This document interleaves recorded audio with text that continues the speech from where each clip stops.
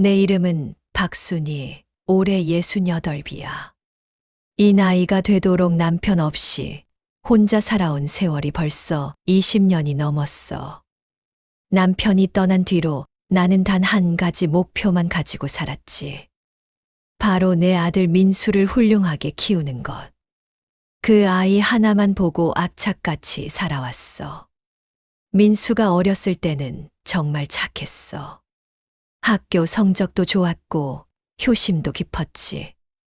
내가 새벽같이 일어나 시장에 나가 채소 장사를 할 때도 민수는 한 번도 투정 부린 적이 없었어. 오히려 학교 끝나면 시장으로 달려와서 내 일을 거들곤 했지. 그런 아들이 자랑스러웠어. 사람들이 민수를 보면 늘 칭찬했거든. 순희 씨 아들 정말 기특하네요. 요즘 애들 중에 저런 아이 흔치 않아요. 그런 말을 들을 때마다 내 가슴은 벅차올랐어. 힘든 게 힘든 줄 몰랐지. 민수만 잘 크면 된다고 생각했거든. 민수가 25이 되던 해 좋은 소식이 들려왔어. 민수가 작은 회사지만 정직원으로 취직을 했다는 거야. 그때 내가 얼마나 기뻤는지 몰라. 평생 등 굽혀가며 장사한 보람이 있다고 느꼈어. 내 아들이 드디어 제대로 된 직장인이 된 거야. 그리고 2년 뒤 민수가 여자친구를 데려왔어. 이름은 지연이었지. 단정하고 조용한 성격의 아이였어. 첫인상부터 마음에 들었어. 무엇보다 민수를 바라보는 눈빛이 참 따뜻했거든. 나는 그 눈빛을 보고 안심했어. 이 아이라면 우리 민수를 잘 돌봐줄 거라고 생각했지. 결혼식은 소박하게 치렀어. 내가 가진 게 많지 않았거든. 그래도 내 나름대로 최선을 다했어. 시장에서 50평생 모은 돈으로 작은 전셋집 하나 마련해주고 살림살이도 하나하나 챙겨줬지. 민수와 지연은 고맙다며 내 손을 꼭 잡았어. 그때는 정말 행복했어. 결혼 후 1년쯤 지났을 때 지연이가 임신 소식을 알려왔어. 손주를 보게 된다는 기쁨에 나는 매일 밤 설레서 잠을 이루지 못했어. 민수도 그때만 해도 참 행복해 보였어. 퇴근하면 지연이 배를 쓰다듬으며 이야기하는 모습이 그렇게 보기 좋을 수가 없었지. 그런데 아기가 태어나고 나서부터였어. 민수가 조금씩 달라지기 시작한 게. 처음에는 미묘한 변화였어. 집에 오는 시간이 늦어지기 시작했거든. 지연이한테 물어보니 회식이 잦다고 했어. 나는 별로 대수롭지 않게 생각했어. 직장 생활이 원래 그런 거라고 생각했거든. 하지만 시간이 갈수록 민수의 귀가 시간은 더 늦어졌어. 주말에도 약속이 있다며 자주 나갔고 집에 있을 때도 휴대폰만 들여다봤어. 지연이의 표정이 점점 어두워지는 게 보였어. 그래도 그 아이는 내게 한마디 불평도 하지 않았지. 참 착한 아이야. 민수가 32이 되던 해였어. 어느 날 저녁 민수가 갑자기 내게 전화를 걸어왔어. 엄마, 급하게 돈이 좀 필요해요. 무슨 일인데 갑자기 돈이 필요하니? 회사에서 프로젝트 하나를 따냈는데 거기 투자를 해야 나중에 수익 배당을 받을 수 있대요. 절호의 기회래요. 나는 의심 없이 민수를 도와줬어. 그때 내가 가진 돈이 300만 원 정도였는데 그걸 다 보내줬지. 민수는 고맙다며 꼭 갚겠다고 했어. 나는 괜찮다고 엄마가 아들 돕는 게 당연하다고 했지. 그런데 그게 시작이었어. 몇 달 후 또다시 민수가 돈을 빌려달라고 했어. 이번엔 500만 원이었어. 나는 놀랐지만 민수의 말을 들어보니 그럴듯했어. 회사에서 승진 기회가 있는데 상사들과의 술자리가 중요하다는 거야. 나는 고민했지만 결국 돈을 만들어줬어. 시장 상인회에서 운영하는 게에서 내 차례 돈을 미리 받아서 민수한테 보냈지. 민수는 매번 고맙다고 했어. 꼭 갚겠다고 약속했어. 하지만 돌려받은 돈은 한 푼도 없었어. 오히려 돈을 빌려달라는 전화만 계속 왔지. 지연이가 내게 조심스럽게 말했어. 어머니, 제가 직접 말씀드리기 죄송하지만 민수 씨가 요즘 집에 거의 안 들어와요. 들어와도 술 냄새를 풍기고요. 아이는 아빠 얼굴도 제대로 못 봐요. 내 가슴이 철렁 내려앉았어. 하지만 나는 지연이 앞에서 태어난 척했어. 남자들이 다 그래. 직장 생활 하다 보면 어쩔 수 없는 거야. 조금만 참아봐. 지연이는 고개를 끄덕였지만 그 아이의 눈에서 눈물이 맺히는 게 보였어. 나는 그날 밤 잠을 이룰 수 없었어. 내가 힘들게 키운 아들이 가정을 소홀히 한다니. 믿고 싶지 않았어. 민수를 따로 불러 이야기를 했어. 민수야, 엄마가 할 말이 있어. 무슨 일이에요, 엄마? 요즘 지연이한테 잘해주고 있니? 그 아이가 좀 힘들어 보이더라. 민수는 짜증스러운 표정을 지었어. 엄마, 제가 얼마나 바쁜지 아세요? 회사 일도 힘들고 돈도 벌어야 하고 지연이는 집에서 애나 보면 되잖아요. 제가 뭘 더 어떻게 하라는 거예요? 그 말투가 낯설었어. 내가 아는 민수가 아니었어. 하지만 나는 참았어. 아들을 믿고 싶었거든. 시간은 계속 흘러갔어. 민수의 상황은 나아지지 않았어. 아니, 오히려 더 나빠졌어. 돈을 빌려달라는 전화는 더 잦아졌고, 금액도 점점 커졌지. 1,000만 원, 2,000만 원. 나는 감당할 수 없는 지경에 이르렀어. 내가 가진 건 이제 시장 좌판과 살고 있는 낡은 집 하나뿐이었어. 남편이 남긴 유일한 유산이었지. 그 집마저 낡아서 제대로 관리도 못하고 있었어. 하지만 그게 전부였어. 내가 죽을 때까지 살 곳. 그리고 나중에 민수에게 물려줄 유일한 재산. 어느 날 민수가 말했어. 엄마, 집 좀 담보로 잡아서 대출 받을 수 없을까요? 뭐, 집을 담보로? 네. 제가 사업 자금이 필요해요. 친구랑 같이 작은 사업을 시작하려고 하는데 초기 자금만 있으면 돼요. 나중에 수익 나면 바로 갚을게요. 나는 망설였어. 집까지 담보로 잡는다는 게 두려웠거든. 하지만 민수는 계속 설득했어. 엄마, 이게 마지막이에요. 이번만 도와주시면 정말 다시는 이런 부탁 안 할게요. 제 인생이 달린 문제예요. 결국 나는 민수의 말에 넘어갔어. 집을 담보로 3,000만 원을 대출받아서 민수한테 줬지. 민수는 거듭 고맙다며 꼭 성공하겠다고 약속했어.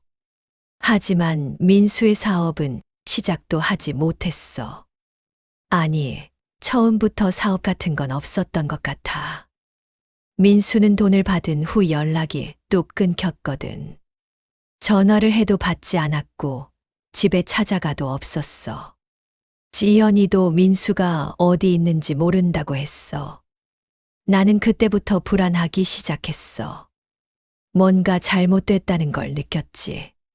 하지만 인정하고 싶지 않았어. 내 아들이 나를 속였다는 걸 믿을 수 없었거든. 대출 상환일이 다가왔어. 민수는 여전히 연락이 없었어. 나는 내 수입으로 이자를 갚아 나갔어. 매달 80만 원씩. 내가 시장에서 하루 종일 일해서 버는 돈이 100만 원 남짓이었는데 거기서 80만 원을 떼어내야 했어. 생활비는 빠듯했지만 어쩔 수 없었어. 지연이가 가끔 내게 반찬을 가져다 줬어. 미안하다며 자기도 민수 때문에 어머니께 폐를 끼친다며 눈물을 흘렸어. 나는 그 아이를 안아주며 괜찮다고 우리 같이 잘 이겨내자고 말했지. 지연아, 내 잘못이 아니야. 민수가 정신 차리면 다 괜찮아질 거야. 지연이는 고개를 끄덕였지만 그 아이의 눈빛에는 희망이 보이지 않았어. 그렇게 1년이 지났어. 민수는 가끔 얼굴을 비췄지만 예전의 그 아이가 아니었어. 수척해진 얼굴에 초점 없는 눈빛. 말투도 거칠어졌고 돈 이야기만 나오면 화를 냈어. 엄마는 왜 맘먹 돈 얘기만 해요? 제가 지금 얼마나 힘든지 알아요? 나는 아무 말도 할 수 없었어. 내 아들이 어떻게 변해버린 건지 이해할 수 없었거든. 지연이가 조심스럽게 말해줬어. 민수가 도박에 빠졌다는 걸. 처음에는 작은 돈으로 시작했는데 점점 금액이 커졌다는 거야. 잃으면 또 따려고 하고 따면 더 큰 돈을 걸려고 하고. 악순환이었대. 나는 그 말을 듣고 정신이 아찔했어. 도박이라니. 내 아들이 도박을. 민수를 찾아가서 따졌어. 민수야, 도박한다는 게 사실이니? 민수는 처음엔 부인했어. 하지만 내가 계속 물어보자 결국 인정했지. 엄마, 저도 어쩔 수 없어요. 처음엔 돈을 벌려고 시작한 건데 이제는 잃은 돈을 만회해야 해요. 그냥 좀만 더 하면 다 갚을 수 있어요. 민수야, 도박은 끝이 없어. 지금 그만둬야 해. 엄마는 몰라요. 제가 얼마나 힘든지. 민수는 소리를 지르며 나갔어. 나는 그 자리에 주저앉아 한참을 울었지. 그 후로도 민수는 계속 도박을 했어. 지연이의 말로는 월급은 물론이고 지연이가 몰래 모아둔 돈까지 다 잃었대. 급기야 사채까지 쓰기 시작했다는 거야. 나는 민수를 설득하려고 애썼어. 도박 중독 치료를 받으라고 상담센터라도 가보라고. 하지만 민수는 듣지 않았어. 자기는 중독이 아니라며 곧 다 만회할 수 있다며 오히려 화를 냈지. 지연이는 점점 지쳐갔어. 아이를 키우면서 혼자 모든 걸 감당하기가 힘들었을 거야. 그래도 그 아이는 절대 불평하지 않았어. 오히려 나를 걱정했지. 어머니, 건강 챙기세요. 시장 일도 무리하지 마시고요. 괜찮아, 지연아. 엄마는 원래 이렇게 살았어. 너나 아이만 잘 챙겨. 사실 괜찮지 않았어. 몸은 점점 힘들어졌고 대출 이자는 매달 나를 짓눌렀어. 하지만 어쩔 수 없었어. 이게 내 운명이라고 생각했지. 민수가 35이 되던 해 가을이었어. 어느 날 저녁 낯선 번호로 전화가 걸려왔어. 나는 무심코 받았지. 여보세요? 박순희 씨 맞으십니까? 남자 목소리였어. 차갑고 무뚝뚝한 목소리였지. 네, 그런데 누구세요? 저는 김철수라고 합니다. 박민수 씨 아버지시죠? 아, 네. 우리 민수를 아세요? 네, 잘 압니다. 사실 박민수 씨 때문에 전화드렸습니다. 나는 가슴이 철렁했어. 무슨 일이 생긴 건가 싶어서. 무슨 일이세요? 우리 민수한테 무슨 일 있어요? 아드님이 저한테 돈을 빌렸습니다. 돈을요? 네. 사채입니다. 원금이 5천만 원이고 이자가 붙어서 지금은 7천만 원 정도 됩니다. 나는 눈앞이 캄캄해졌어. 7천만 원이라니. 그게 무슨 말씀이세요? 우리 민수가 왜 그런 큰 돈을? 도박 빚입니다. 아드님이 도박으로 돈을 잃고 제게 와서 돈을 빌려달라고 했습니다. 처음에는 거절했는데 워낙 간곡하게 부탁해서 빌려줬습니다. 어머님 집을 담보로 잡았으니 문제 없다고 하셨거든요. 뭐라고요? 우리 집을요? 네. 아드님이 어머님 집 등기부등본까지 다 가져왔습니다. 저는 그걸 믿고 돈을 빌려준 겁니다. 나는 말이 안 나왔어. 민수가 내 집을 담보로 사채를 썼다니. 믿을 수 없었어. 하지만 약속한 날짜가 한참 지났는데도 아드님이 돈을 갚지 않고 있습니다. 연락도 안 되고요. 그래서 어머님께 직접 연락드린 겁니다. 저는 그런 거 아무것도 몰랐어요. 민수가 제 허락도 없이 그런 짓을. 어머님, 저도 난처합니다. 제 돈이 7천만 원이나 묶여 있는 상황인데 아드님은 연락도 안 되고 이러다가 저도 망합니다. 남자의 목소리에는 절박함이 묻어났어. 나는 어떻게 대답해야 할지 몰랐어. 제가 어떻게 해야 하죠? 집을 파셔야 할 것 같습니다. 집을 팔아서 제 돈을 갚아주시면 됩니다. 집을 팔아요? 그럼 저는 어디서 살라고요? 그건 제가 알 바 아닙니다. 어머님 아드님이 저한테 한 약속인데 지키셔야죠. 법적으로 문제 삼을 수도 있습니다. 나는 머리가 하얘졌어. 집을 팔아야 한다니. 내가 평생 살아온 집. 남편의 유일한 유산. 그걸 팔아야 한다니. 시간을 좀 주실 수 없으세요? 제가 민수를 찾아서 이야기해 볼게요. 이미 충분한 시간을 드렸습니다. 더 이상은 기다릴 수 없습니다. 일주일 안에 연락 주십시오. 그때까지 답이 없으면 법적 조치를 취하겠습니다. 전화가 끊겼어. 나는 그 자리에 주저앉아 한참을 멍하니 있었지. 민수한테 전화를 걸었어. 하지만 받지 않았어. 몇 번을 걸어도 마찬가지였어. 결국 나는 민수네 집으로 찾아갔어. 지연이가 문을 열어줬어. 아이를 안고 있었지. 어머니, 무슨 일이세요? 민수 있니? 아니요. 며칠째 집에 안 들어왔어요. 그럼 어디 있는지 알아? 지연이는 고개를 저었어. 연락도 안 돼요. 전화도 안 받고 문자도 읽지 않아요. 나는 지연이한테 사채 이야기를 했어. 지연이의 얼굴이 하얗게 질렸지. 7천만 원이요. 그런 돈을 또 빌렸다고요? 너도 몰랐구나. 네. 저는 아무것도 몰랐어요. 민수 씨가 요즘 집에도 안 오고 무슨 일을 하는지 전혀 몰라요. 지연이가 울기 시작했어. 나는 그 아이를 안아줬지. 지연아, 울지 마. 우리가 같이 해결하자. 어머니, 죄송해요. 제가 민수 씨를 제대로 못 잡아서. 네, 잘못이 아니야. 민수가 잘못한 거지. 우리는 한참을 같이 울었어.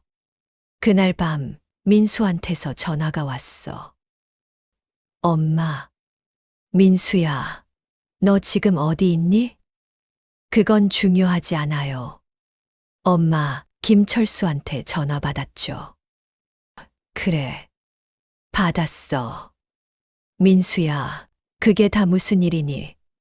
내가 왜 그렇게 큰 돈을 빌린 거야? 엄마, 미안해요. 저도 어쩔 수 없었어요. 어쩔 수 없긴 뭐가 어쩔 수 없어. 내가 도박으로 다 날린 거잖아. 민수는 한참 말이 없었어.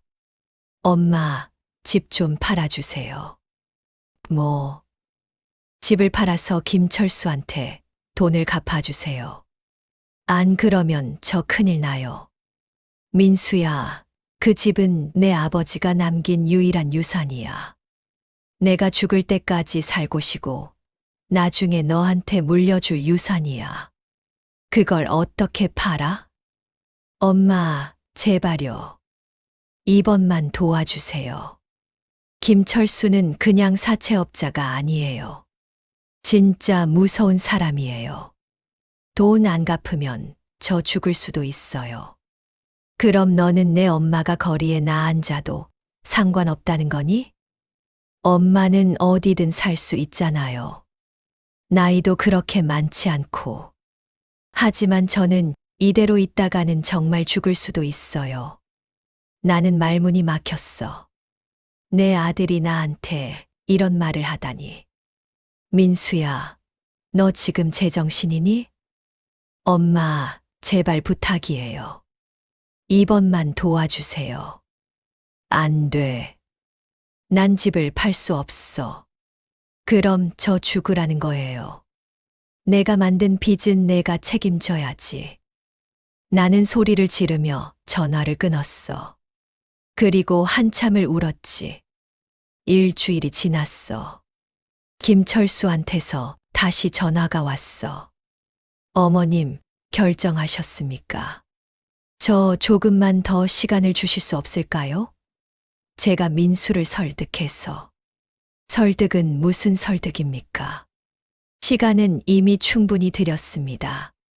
내일까지 답을 주십시오. 안 그러면 법적 조치에 들어갑니다. 알겠습니다. 나는 밤새 고민했어. 집을 팔아야 하나. 하지만 집을 팔면 나는 어디서 사나. 그리고 민수한테 물려줄 게 아무것도 없어지는 건데. 하지만 민수의 말도 신경 쓰였어. 김철수가 무서운 사람이라니. 혹시 민수한테 무슨 일이라도 생기면 어떡하지? 결국 나는 결정을 내렸어. 집을 팔기로. 내 아들을 지키기 위해서라면 뭐든 할 수 있었거든. 부동산에 집을 내놓았어. 낡은 집이었지만 위치가 괜찮아서 금방 매수자가 나타났어. 가격은 8천만 원. 대출금 3천만 원을 갚고 김철수한테 줄 7천만 원을 빼면 마이너스였어. 하지만 어쩔 수 없었어. 집이 팔린 날, 나는 김철수한테 전화를 걸었어. 집을 팔았습니다. 돈을 드릴 테니 계좌번호 알려주세요. 아, 그러십니까? 다행이네요. 제 계좌번호는 나는 김철수가 알려준 계좌로 7천만 원을 송금했어. 내 평생의 재산이 한순간에 사라지는 순간이었지. 입금 확인했습니다. 고생하셨습니다. 김철수의 목소리는 여전히 차갑고 무뚝뚝했어. 우리 민수한테는 이제 아무 일도 없는 거죠. 네, 당연하죠. 돈을 다 받았으니까요. 전화가 끊겼어. 나는 그 자리에 주저앉아 한참을 울었지. 내가 평생 살아온 집. 남편의 유일한 유산. 그게 다 사라졌어. 하지만 아들을 지켰다는 안도감은 있었어. 이제 민수는 안전할 거야. 다시 정상적인 삶을 살 수 있을 거야. 나는 당분간 지연이네 집에 머물기로 했어. 지연이가 작은 방 하나를 내줬거든. 미안했지만 어쩔 수 없었어. 나는 새로 살 집을 찾아야 했으니까. 민수한테 전화를 걸었어. 민수야, 엄마야. 엄마, 집 팔았어요? 응, 팔았어. 그리고 김철수한테 돈 다 보냈어. 아, 그래요? 고마워요, 엄마. 민수의 목소리에는 안도감이 묻어났어. 하지만 미안함이나 죄책감은 느껴지지 않았어.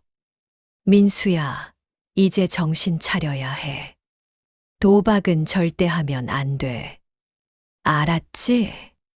네, 알았어요. 이제 안 할게요. 그리고 지연이한테 잘해줘. 그 아이가 얼마나 힘들었는지 알아? 네, 알아요. 민수는 그렇게 대답했지만 나는 믿을 수 없었어. 그냥 입으로만 하는 대답 같았거든. 며칠 후 이상한 일이 생겼어.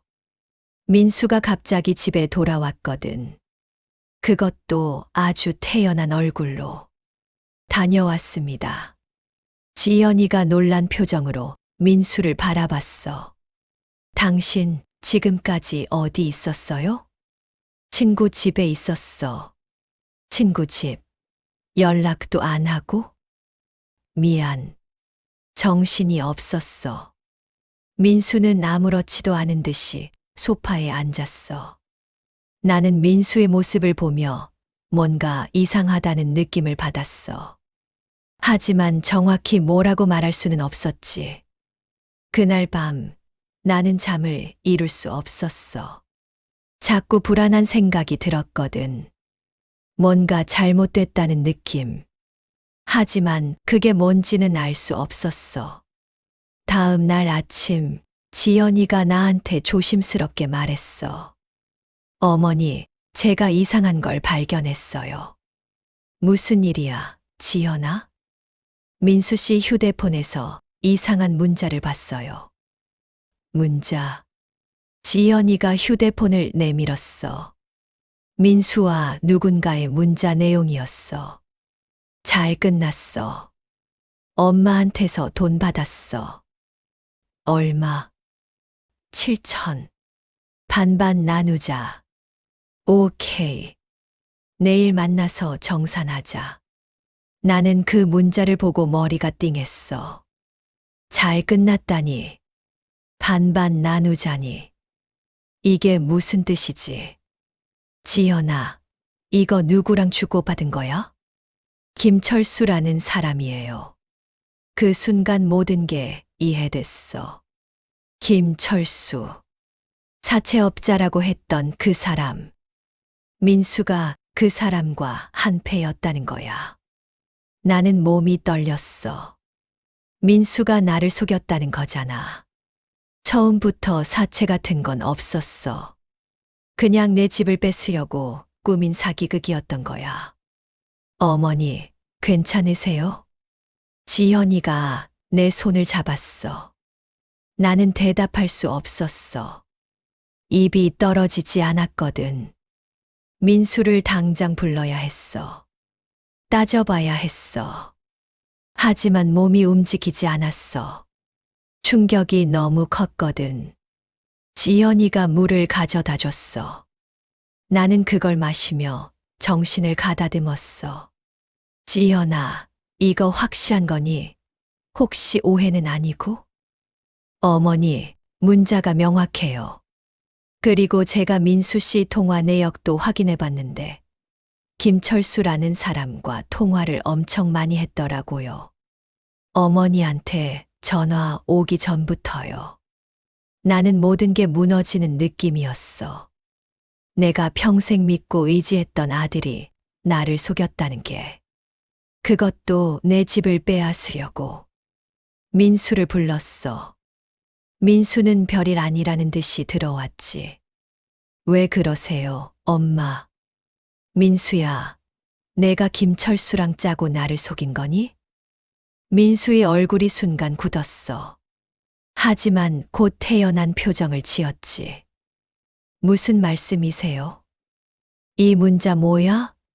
엄마한테서 돈 받았다고 반반 나누자고. 이게 뭐야? 민수는 순간 당황하는 것 같았어. 하지만 곧 오히려 화를 냈지. 엄마가 왜 내 휴대폰을 봐요? 프라이버시도 없어요? 프라이버시가 문제가 아니잖아. 내가 나를 속인 거잖아. 김철수랑 짜고. 뭘 어떻게 알았는지는 모르겠지만 그건 오해예요. 오해. 이게 오해야? 문자에 다 나와 있잖아. 민수는 한참 말이 없었어. 그러더니 갑자기 무릎을 꿇었어. 엄마, 미안해요. 제가 잘못했어요. 미안하긴 뭐가 미안해. 내가 일부러 나를 속인 거잖아. 엄마, 저도 어쩔 수 없었어요. 도박 빚이 너무 많았고 갚을 방법이 없었어요. 김철수가 이렇게 하면 된다고 해서. 그래서 엄마를 속인 거야? 엄마 집을 빼앗은 거야? 엄마, 정말 미안해요. 용서해 주세요. 나는 민수를 보며 눈물이 났어. 이게 내가 평생 키운 아들이라는 게 믿어지지 않았거든. 민수야, 넌 이제 내 아들이 아니야. 엄마, 나가. 당장 나가. 민수는 울먹이며 나갔어.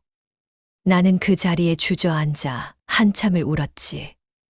그날 밤 나는 지연이와 긴 이야기를 나눴어. 어머니, 정말 죄송해요. 제가 민수 씨를 제대로 못 잡아서. 지연아, 내 잘못이 아니야. 민수가 잘못한 거지. 하지만 제가 남편인데 제가 책임이 있잖아요. 아니야. 이건 민수 혼자 저지른 일이야. 너는 피해자일 뿐이야. 지연이가 눈물을 흘렸어. 나는 그 아이를 안아줬지.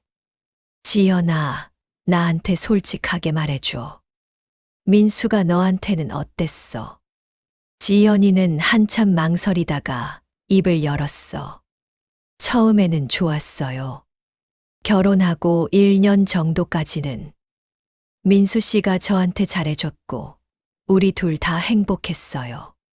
하지만 아이가 태어나고 나서부터 달라지기 시작했어요. 어떻게 달라졌는데? 집에 안 들어오기 시작했어요. 처음에는 회식이라고 했는데, 나중에 알고 보니 도박을 하러 간 거더라고요. 제가 알게 되고 나서 싸웠어요. 그랬더니 민수 씨가 화를 내면서 제 월급 통장을 가져갔어요. 뭐, 내 월급 통장을? 네. 제가 일하면서 모은 돈이 2천만 원 정도 있었는데, 그걸 다 가져갔어요.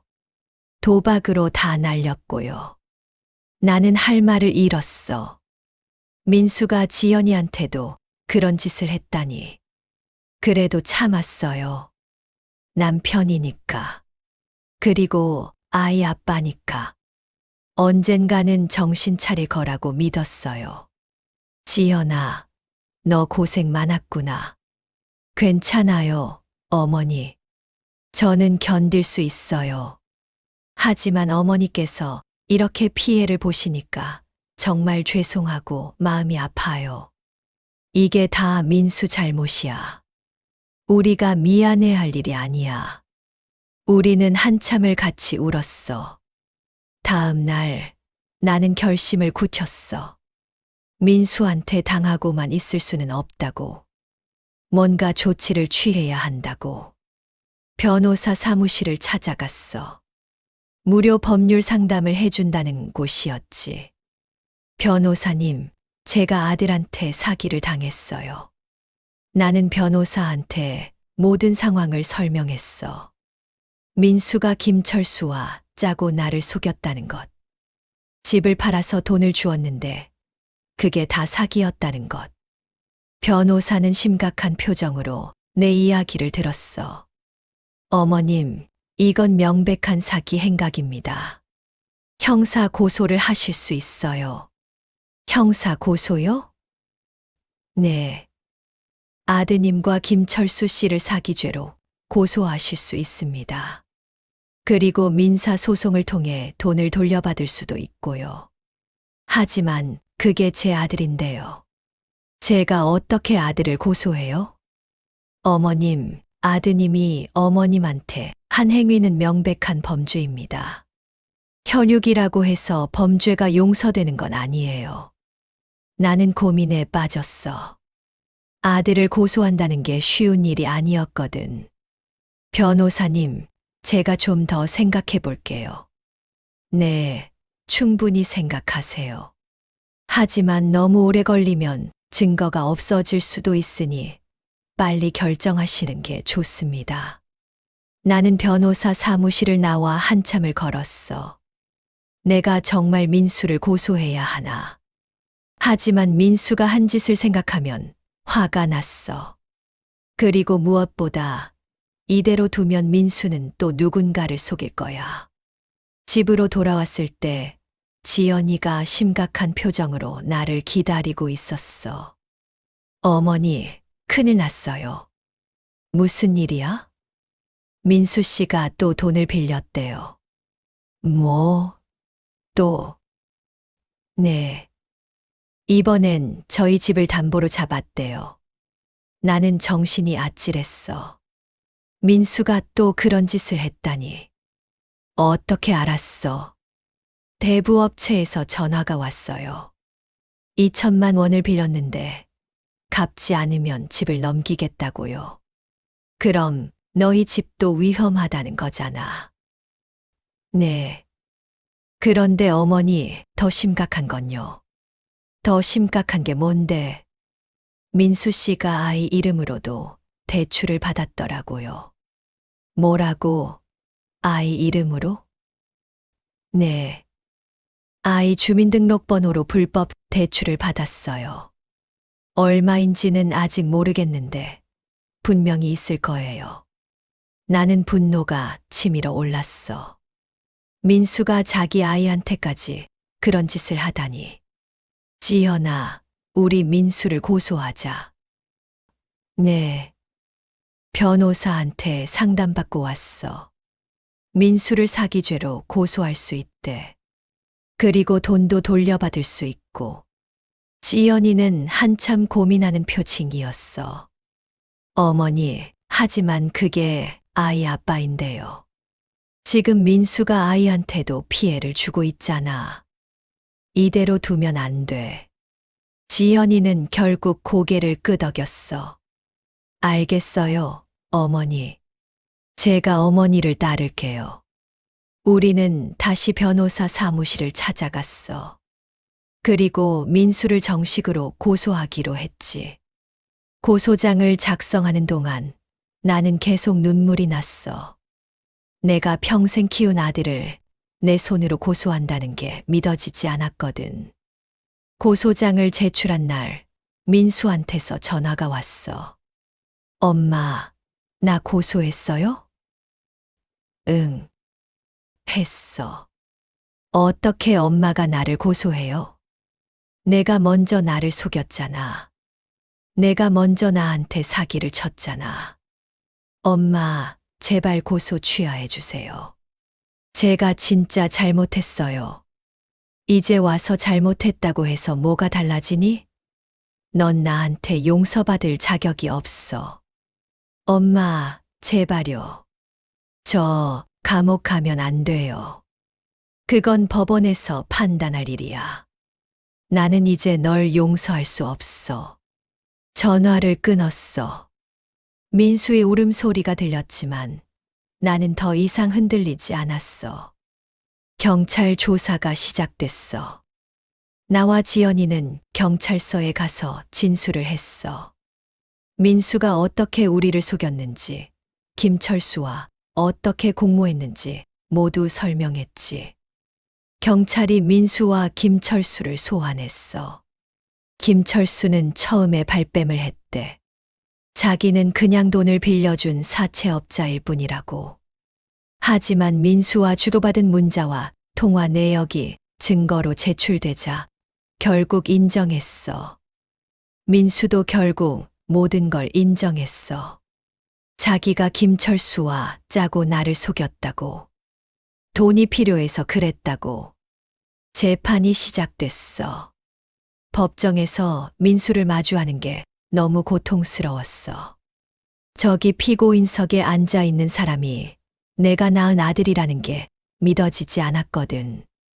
검사가 민수를 신문했어. 피고인은 왜 어머니를 속였습니까? 돈이 필요했습니다. 왜 돈이 필요했습니까? 도박 빚을 갚아야 했습니다. 도박 빚을 갚기 위해 어머니를 속인 겁니까? 네. 어머니가 평생 모은 재산이자 유일한 집인 걸 알면서도요? 민수는 대답하지 못했어. 고개만 숙이고 있었지. 검사가 계속 질문했어. 피고인은 공범 김철수와 어떻게 알게 됐습니까? 도박장에서 만났습니다. 도박장에서 만나 이런 사기 행각을 계획한 겁니까? 네. 김철수가 제안했습니다. 어머니한테 사채를 썼다고 하면 집을 팔아서 돈을 줄 거라고. 그 돈을 반반 나누자고 했습니다. 그래서 어머니를 속인 겁니까? 네. 나는 법정에서 울음을 참을 수 없었어. 민수가 얼마나 치밀하게 나를 속였는지 듣는 게 너무 고통스러웠거든. 검사가 나한테도 질문했어. 피해자께서는 피고인이 친아들이신데 어떻게 고소하기로 결심하셨습니까? 처음에는 망설였습니다. 아들이니까. 하지만 민수가 저뿐만 아니라 며느리와 손주한테까지 피해를 주는 걸 보고 더 이상 두고 볼 수 없었습니다. 누군가는 민수를 멈춰야 했습니다. 피고인에게 하고 싶은 말씀이 있으십니까? 나는 민수를 바라봤어. 민수도 나를 바라보고 있었어. 눈물을 흘리면서. 민수야, 엄마는 너를 평생 믿었어. 내가 착한 아이라고, 효자라고 믿었지. 하지만 넌 엄마를 배신했어. 엄마의 믿음을 저버렸어. 엄마는 이제 너를 용서할 수 없어. 내가 법의 심판을 받는 게 맞다고 생각해. 민수가 울먹였어. 엄마, 죄송해요. 정말 죄송해요. 미안하다고 해서 다 되는 게 아니야. 넌 이제 내가 한 일에 대한 대가를 치러야 해. 재판은 몇 차례 더 진행됐어. 결국 판결이 나왔어. 민수는 징역 3년, 김철수는 징역 4년이었어. 판결을 듣고 나서 나는 법정을 나왔어. 지연이가 내 손을 잡아줬어. 어머니, 괜찮으세요? 응, 괜찮아. 사실 괜찮지 않았어. 내 아들이 감옥에 간다는 게 너무 고통스러웠거든. 하지만 이게 맞는 거라고 생각했어. 민수가 자기가 한 일에 대한 책임을 져야 했으니까. 민수가 수감되고 나서 나와 지연이는 삶을 다시 정리하기 시작했어. 민사 소송을 통해 돈의 일부를 돌려받았어. 전액은 아니었지만 그래도 3천만 원 정도는 받았지. 그 돈으로 나는 작은 전세방을 얻었어. 평생 살던 집만큼은 아니었지만 그래도 살만했어. 지연이는 계속 일을 하면서 아이를 키웠고 어느 날 지연이가 나한테 조심스럽게 말했어. 어머니, 제가 이혼하려고 해요. 이혼? 네. 민수 씨와는 더 이상 같이 살 수 없을 것 같아요. 저와 아이를 위해서라도 새 출발을 해야 할 것 같아요. 나는 지연이의 손을 잡았어. 지연아, 내 결정을 존중할게. 내가 행복한 게 가장 중요해. 어머니께는 죄송하지만. 아니야. 내가 죄송할 게 뭐가 있어. 민수가 잘못한 거지. 너는 최선을 다했어. 지연이가 눈물을 흘렸어. 나는 그 아이를 안아줬지. 이혼 절차가 진행됐어. 민수는 감옥에서 이혼 서류에 서명했어. 지연이는 아이의 단독 양육권을 얻었고, 그런데 이혼 절차를 진행하는 중에 나는 중요한 결정을 하나 내렸어. 내 재산을 모두 지연이한테 상속하기로 한 거야. 변호사를 찾아가서 유언장을 작성했어. 변호사님, 제 모든 재산을 며느리한테 상속하고 싶어요. 며느리분한테요. 아드님이 아니라요.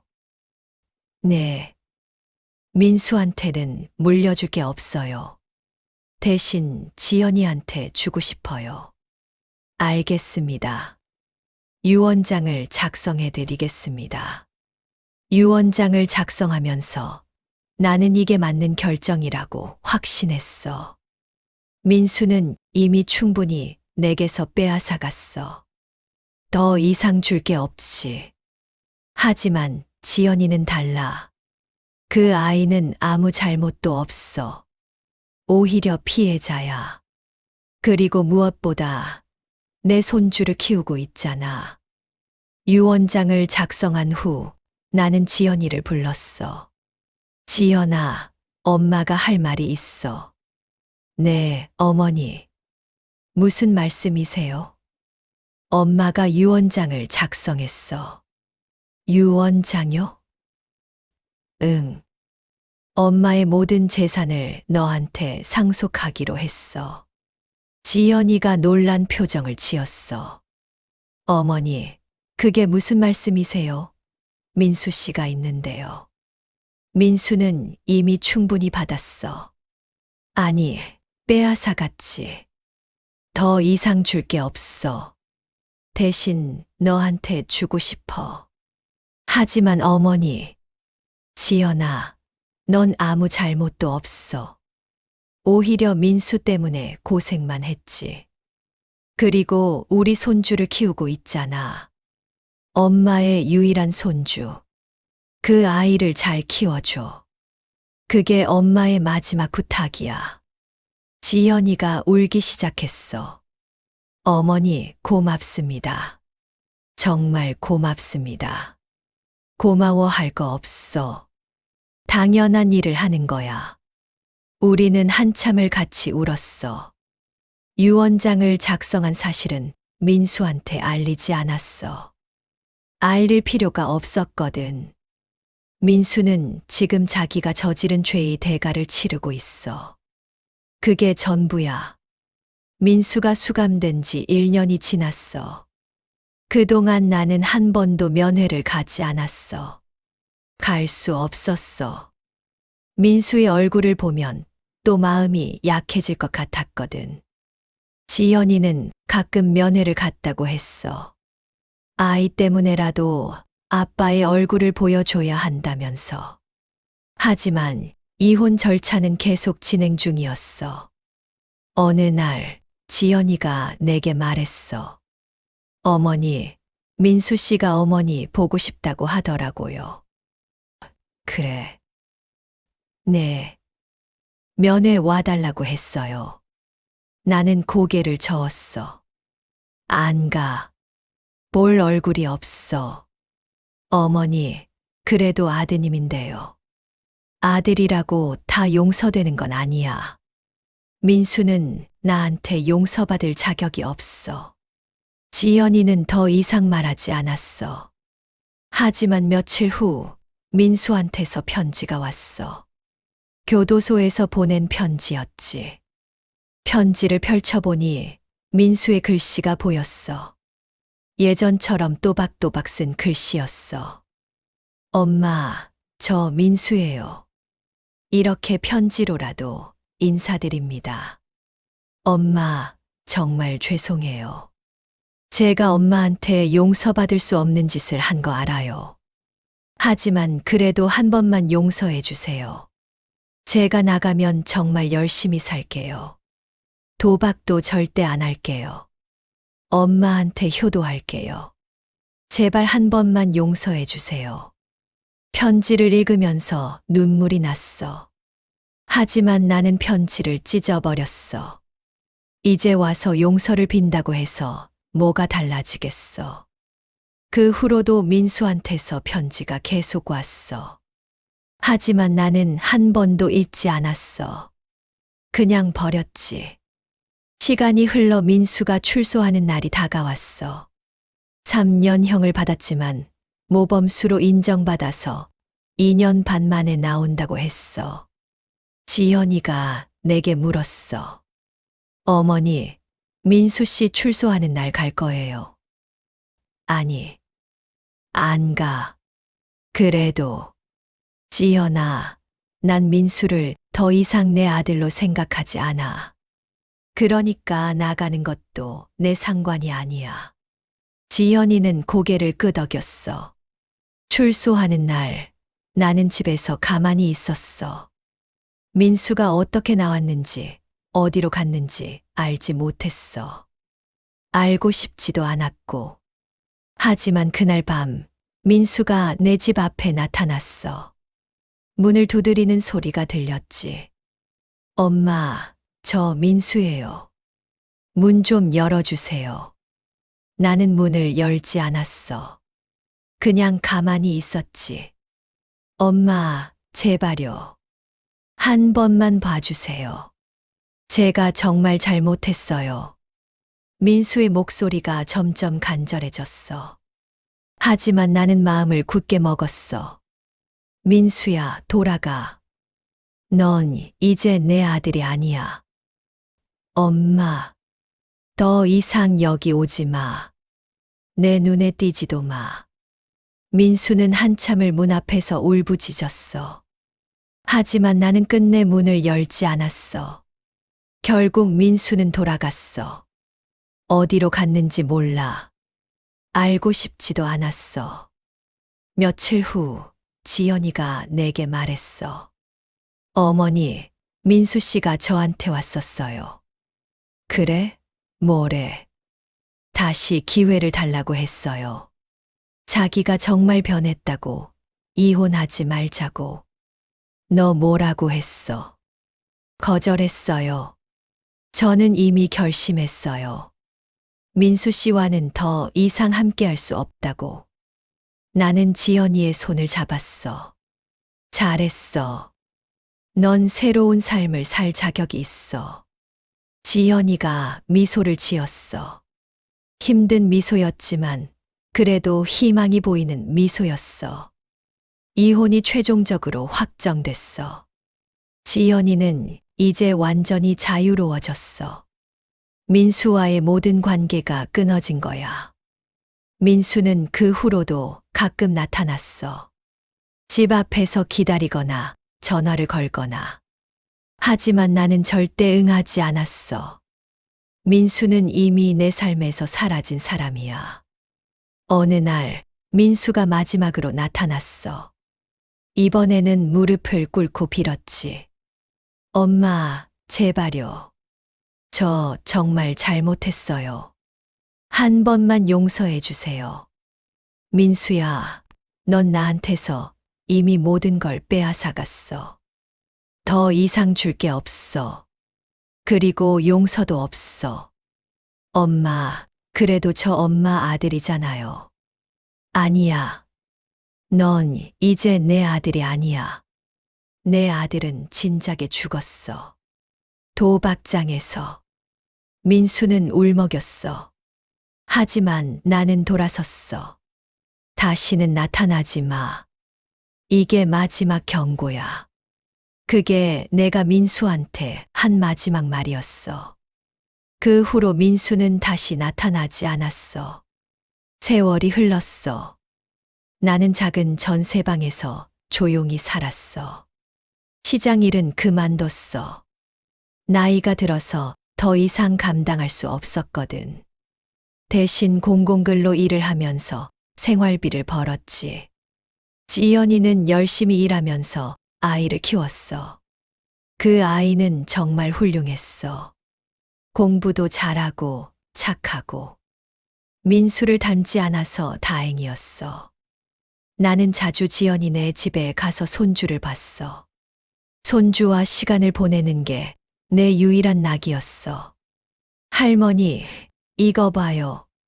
제가 시험에서 100점 맞았어요. 그래, 우리 손주 정말 똑똑하네. 손주가 웃으면서 내게 안겼어. 나는 그 아이를 꼭 안아줬지. 지연이가 말했어. 어머니, 덕분에 저희가 잘 살고 있어요. 무슨 소리야. 내가 열심히 해서 그런 거지. 아니에요. 어머니께서 저희를 지켜주셨어요. 민수 씨한테서. 나는 지연이의 손을 잡았어. 지연아, 넌 정말 착한 아이야. 엄마의 자랑이야. 지연이가 눈물을 글썽였어. 어머니가 계셔서 제가 힘을 낼 수 있었어요. 우리는 따뜻한 시간을 보냈어. 어느 날 나는 건강검진을 받으러 갔어. 요즘 몸이 자꾸 안 좋았거든. 검진 결과가 나왔는데 의사가 심각한 표정으로 말했어. 어르신, 췌장에 문제가 있습니다. 췌장이요? 네. 정밀 검사를 해봐야 하겠지만 좋지 않아 보입니다. 정밀 검사를 받았어. 결과는 췌장암이었어. 그것도 말기. 의사가 말했어. 어르신, 많이 진행된 상태입니다. 수술도 어렵고 항암 치료를 해도 효과가 크지 않을 것 같습니다. 얼마나 남았나요? 길어야 6개월 정도입니다. 나는 담담하게 받아들였어. 어차피 나이도 들었고 이제 죽을 때가 된 거겠지. 지연이한테 병 이야기를 했어. 지연아, 엄마가 췌장암이래. 지연이가 놀라서 내 손을 잡았어. 어머니, 그게 무슨 말씀이세요? 말기래. 얼마 못 산대. 어머니. 지연이가 울기 시작했어. 나는 그 아이를 안아줬어. 울지 마. 사람은 언젠가 죽는 거야.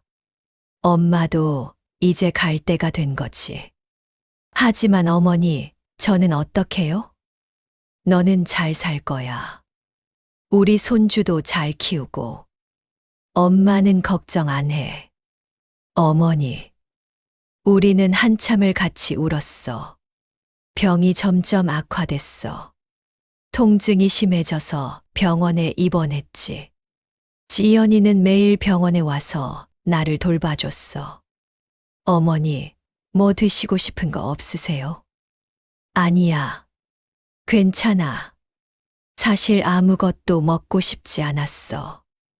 음식을 먹으면 토하기 일쑤였거든. 손주도 자주 병문안을 왔어. 할머니, 빨리 나으세요. 응. 할머니가 힘내볼게. 하지만 나는 알고 있었어. 나는 나을 수 없다는 걸. 어느 날 변호사가 병원으로 찾아왔어. 유언장 관련해서 확인할 게 있다면서. 어르신, 유언장에 문제는 없습니다. 모든 재산이 며느리분한테 상속되도록 되어 있습니다. 그럼 됐어요. 혹시 아드님한테는 알리지 않으셨습니까? 알릴 필요 없어요. 알겠습니다. 변호사가 돌아간 후 나는 지연이를 불렀어. 지연아, 엄마가 할 말이 있어. 네, 어머니. 엄마의 모든 재산을 너한테 물려주기로 했어. 유언장도 다 작성했어. 어머니, 그런 말씀 하지 마세요. 지연아, 엄마가 얼마 못 산다는 거 너도 알잖아. 엄마는 내가 걱정돼. 그리고 우리 손주도. 어머니, 민수한테는 절대 알리지 마. 알 필요도 없어. 그리고 민수가 나중에 뭐라고 해도 신경 쓰지 마. 내가 당당하게 받을 자격이 있는 거야.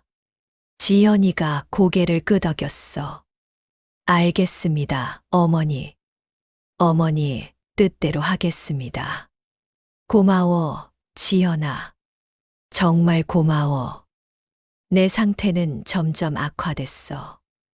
이제 거의 의식을 잃고 지내는 시간이 많아졌어. 지연이와 손주가 늘 옆에 있어줬어. 어느 날 새벽, 나는 문득 정신이 들었어. 지연이가 내 손을 잡고 있었지. 지연아. 네, 어머니. 깨셨어요? 응. 엄마가 할 말이 있어. 네, 말씀하세요. 지연아, 엄마는 내가 정말 자랑스러워. 힘든 일을 많이 겪었는데도 꿋꿋하게 잘 살아줘서 고마워. 어머니. 그리고 우리 손주 잘 키워줘. 민수처럼 키우지 말고 바르게 키워줘. 네, 그럴게요. 엄마는 이제 가야 할 것 같아. 더 이상 버틸 힘이 없어. 어머니, 가지 마세요. 지연아, 울지 마. 엄마는 행복했어. 너 같은 며느리를 만나서. 그리고 손주도 보고. 어머니. 나는 손주를 불렀어. 할머니, 여기 있어요. 우리 손주, 할머니가 사랑해. 건강하게 잘 자라야 해. 네, 할머니. 나는 지연이와 손주를 바라보며 미소를 지었어. 그리고 눈을 감았지. 평화로웠어. 드디어 모든 고통에서 해방되는 것 같았어. 장례식은 조용히 치러졌어. 지연이와 손주, 그리고 몇몇 친척들만 참석했지. 민수도 왔어. 하지만 지연이가 막았지. 들어오지 마세요. 지연아, 그래도 내 엄마인데. 어머니께서 당신을 보고 싶어 하지 않으셨어요. 그러니 들어오지 마세요. 그래도 이것이 어머니의 마지막 뜻이에요. 존중해 주세요. 민수는 결국 멀리서 지켜보기만 했어. 장례를 마치고 유언장이 공개됐어. 변호사가 민수를 불러서 유언장 내용을 알려줬지. 박민수 씨, 어머님께서 모든 재산을 며느리분한테 상속하셨습니다. 뭐라고요? 저한테는요. 아무것도 없습니다. 민수가 화를 냈어. 말도 안 돼요. 제가 친아들인데. 하지만 이것이 어머님의 유언입니다. 법적으로 아무 문제가 없습니다. 민수는 지연이를 찾아갔어. 지연아, 엄마 유언장이 말이 돼? 나한테 아무것도 안 준다는 게. 당연하죠. 당신이 어머니한테 무슨 짓을 했는데요. 그래도 나는 친아들이야. 친아들이 어머니를 속이고 재산을 빼앗아요? 당신은 아들 자격이 없어요. 민수가 소송을 제기했어. 유류분 반환 청구 소송이었지. 하지만 법원은 민수의 손을 들어주지 않았어. 민수가 어머니를 상대로 사기를 저질렀다는 전과 기록이 있었거든. 법원은 민수에게 상속받을 자격이 없다고 판단했어. 민수는 모든 걸 잃었어. 재산도, 가족도, 명예도. 그는 혼자 쓸쓸하게 살아갔지. 반면 지연이는 상속받은 재산으로 아이를 잘 키웠어. 손주는 훌륭하게 자라서 좋은 대학에 들어갔고, 나중에는 훌륭한 사람이 됐어. 지연이는 가끔 내 묘를 찾아왔어. 어머니, 저희 잘 살고 있어요. 어머니 덕분이에요. 정말 감사해요. 그리고 손주도 함께 왔지. 할머니, 저 잘 크고 있어요. 할머니 보고 싶어요. 나는 저 하늘에서 지연이와 손주를 지켜봤어. 그들이 행복하게 사는 모습을 보며 미소 지었지. 민수는 결국 자기가 뿌린 씨앗을 거두었어. 욕심과 도박이 그를 파멸로 이끌었지. 나는 민수를 용서할 수 없었어. 하지만 그래도 가끔은 생각했어. 만약 내가 다르게 키웠다면 어땠을까? 하지만 이미 지나간 일이야.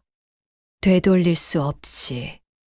중요한 건 지연이와 손주가 행복하게 사는 거야. 그게 내가 마지막으로 할 수 있었던 일이고, 그게 옳은 일이었어. 나는 평생 아들만 보고 살았어. 하지만 결국 나를 배신한 건 그 아들이었지. 대신 며느리가 나를 지켜줬어. 그리고 손주가 내 삶에 의미를 줬어. 가족이란 게 꼭 피로 이어진 관계만은 아니라는 걸 깨달았어. 진정한 가족은 서로를 아끼고 사랑하는 사람들이야. 지연이와 손주가 바로 내 진정한 가족이었어. 내 삶은 힘들었지만 그래도 의미 있었어. 마지막에 올바른 선택을 했으니까. 지연이에게 모든 걸 물려준 건 내 인생 최고의 결정이었어. 이제 나는 편안히 쉬고 있어. 지연이와 손주가 행복하게 사는 모습을 보면서 그게 내가 바라던 전부야. 민수는 자기 인생을 자기 손으로 망쳤어. 하지만 그건 그의 선택이었고 그에 대한 대가를 치르는 것도 당연한 일이야. 나는 이제 후회하지 않아. 모든 걸 지연이한테 물려준 것도 민수를 용서하지 않은 것도 그게 옳은 일이었으니까. 사람은 자기가 한 행동에 대한 책임을 져야 해.